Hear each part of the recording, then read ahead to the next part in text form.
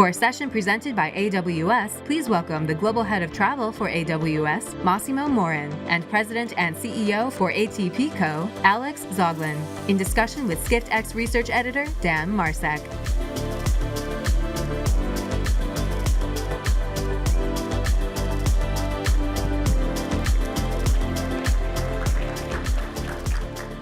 All right, thanks everybody. Alex, Massimo, thanks for joining me. You know, those of us in the afternoon have the unenviable task of keeping everyone awake. Yes. And so we're gonna talk about data. And of course, we would be remiss if we didn't start a conversation about data with some data. So we're gonna pull up a slide here. Skift and AWS have partnered in each of the last 4 years to survey executives in travel and hospitality about their technology investments. And this was a new question this year, and we asked about the #1 priority for tech investments in 2023 and 24, and 60% of airlines and airports said that they were focused on legacy systems. Now, in a vacuum, obviously that looks like a big number. If you look at the rest of these stats, though, survey average was about 40%, hotels and hotel groups about 25%. Massimo, we're going to start with you. What does this data say to you, and where's there an urgency to kind of think about these legacy systems and what we can do to move past them? It is a bit of a confirmation what we knew. First of all, Dan, thank you for having me here, Alex. So we knew that the technology, the legacy technology was holding back the companies, holding back airlines specifically. In fact, if you think, airlines are fairly old, are over 100 years old. You see Qantas, KLM, and so forth. And mainframe were first adopted by airlines. But we are seeing that this is progressing. The adoption of technology is actually getting faster and faster.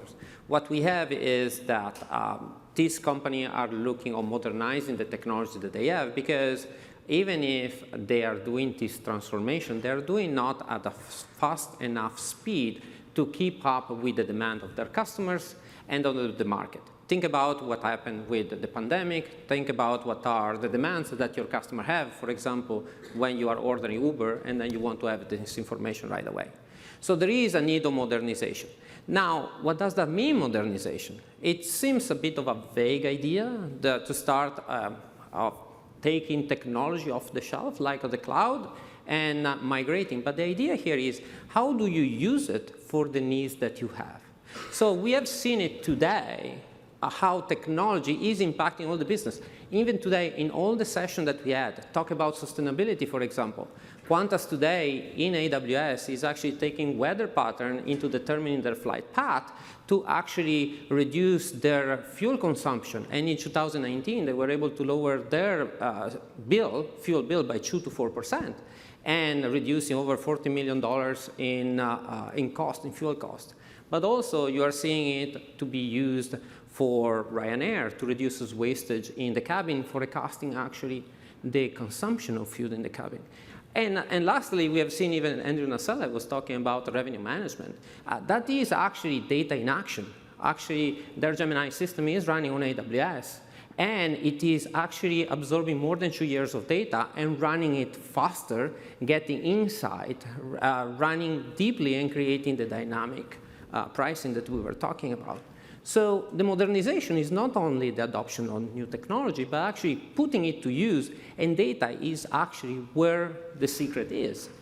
Right, and you know, Alex, that's where we bring you in. You've got a unique perspective, atpco, working with airlines really around the world and across the industry. So yeah, let's get a little bit more explicit about these opportunities for data and data collaboration. What are you seeing?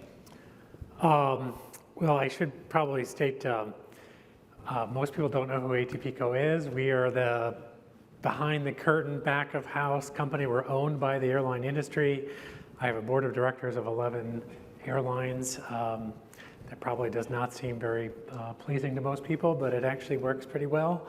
And we are fundamentally a data company. We do a lot of things, but we collect a lot of data. So pretty much every price point, every rule, every baggage calculation, we pull all of that data in, and then we distribute it all back. And the volume of that data is going up fairly dramatically. I think our high this year so far, 5.6 billion changes in one day. Wow. To the data set. which is interesting because I think there's only about 5 billion airline search queries in a day. So we get more changes to the data than customers ask questions, which is interesting. Wow. So, but what we are seeing is because of the volume of this, and this volume is only going up, this is the thing that's driving decisions. This is, we call it the oil. It's the new oil that's going to help differentiate companies that are doing things based upon conventional wisdom and those that are doing things based upon what does the data say. And for us, what's most important is to help airlines, no matter where they are in that sophistication, because we also have, including board members, you heard from United here a little bit earlier, they're actually doing pricing dynamically in real time. I think they publicly set up to 40%. So you now have to respond to an airline that you don't know what their pricing is anymore, and how do you do that effectively, and how do you do it at scale? So we're really here to help airlines, no matter where they're at, with a set of tools, a set of data that helps them get down that maturity model to become more sophisticated as a data user. Yeah, that's great. And I think, Massimo did a good job of kind of laying out at a high level the different areas where we're starting to see these opportunities. And you gave a couple examples. Can you go a little bit deeper on more directly what are some of those opportunities and maybe some real world examples of where these uses of data are being put into play and can really change the dynamics for a modernizing airline business? Sure. Well, I can probably just lean into the one I just talked about. Yeah, We have a partnership with AWS on something we call clean rooms. So we now have carriers that are doing what we would call continuous pricing. So every time you query them, they're going to dynamically calculate what the price point is. And we're not talking about one or two airlines. We're talking about some large multinational carriers. We have one carrier that's doing it at, I think, 80% of everything that they do is dynamically generated. So most airlines now, they subscribe either to us or they subscribe to other companies. They're getting a feed once a day. So you're getting a feed once in the morning of what this company has done, and you are basing decisions on your network, on your pricing, on your availability based upon what that one airline is doing. That's not going to work. That's not going to work as this volume goes up. So we entered into a program because we're airline owned, having airlines enter into what we call a give to get model in which they can actually send their shopping data, which is now dynamically generated, into, it's called clean rooms, and we can help them mesh it so that they can see, we continue what we call a transparent market, so you can see what your competitors are up to, your competitors can see what you are up to, and pricing can maintain at least the transparency that both customers and airlines and the revenue systems are used to doing, because the volume of changes is only going to go up. And again, in the old atpco world, we would distribute this data. We still do distribute this data. When it starts to go dynamic, that data set is so big, 10 terabytes per carrier, multiply it by the 450 in our system. You're talking about petabytes of data that's generated in a single day. You have to flip the paradigm. So only companies like Amazon are capable of managing that size of data. So we're now asking carriers, instead of us distributing the data to you, bring your compute to us. And the data can sit in one place and we don't have to replicate it. Imagine 450 carriers, each having 450 petabytes of data. It's just insanity. So having one company that's a utility owned by the industry that can manage it inside of an infrastructure that can handle it at scale is really what's going to help all of us long term.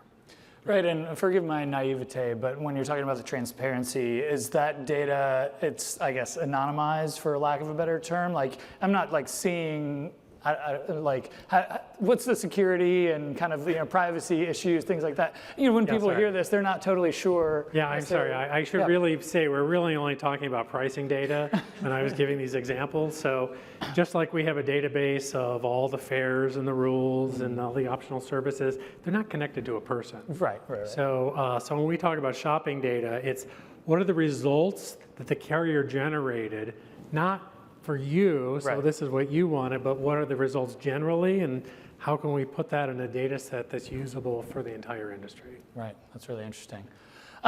We do have a couple minutes left, but I would be remiss if we didn't pull up the QR code for our wonderful report that has a lot of information, the digital transformation report that we do with AWS every year. So please scan, download the report. You'll get lots more insights. So we're talking about the opportunities. We're talking about lots of the things that we can do with this data. So Massimo, how do we start to make this happen? You know, what are kind of some of the steps that, no matter, like Alex said, no matter where we are on this journey, we all may be at different points. What should we be thinking about now? Right. So I receive a lot of requests from my customers as, oh, we want to start at the digital transformation journey. Where do we start, or when are we done? The first things that we have to realize that it is a journey that does not have a destination, simply because the condition under which we are operating keep changing. Think about the expectation of the customers, think about events that occur in the world and so forth. The easiest way that you can actually start looking at is about the data, getting insight out of the data, monitoring what is happening. And when you see what is happening, start communicating to the people what is happening down there, then start predicting what is happening, and finally preempting things from happening. I'll give you an example. United Airlines implemented their intelligent airport. They started from a very simple problem. When a plane was coming to the gate, the gate agent has to see that all the equipment is there so that airplane can actually be serviced. So they wanted to expedite that, so make the turn faster, reduce the turn time. What they did is they instrumented all the equipment, and now in a tablet, and if you talk to Jason Birnbaum, the CIO of United, he pulls out his phone and says, oh, let me show you what is happening at Newark today. So with that, they were able to save more than 1.8 million man-hours of search time of equipment. But now they start communicating and start interacting with the various departments and start arranging a chat room to talk to the catering, the fueling, the cleaning crew, so they can actually service these things better. But now they start actually that application. You see how the various equipment is being used. So if it is utilized correctly, those information get in the hand of the CFO, and the CFO is saying, well, when I'm going to do the planning and the investment of the various stations, now I know exactly what is happening, so I can better calibrate my investment strategy.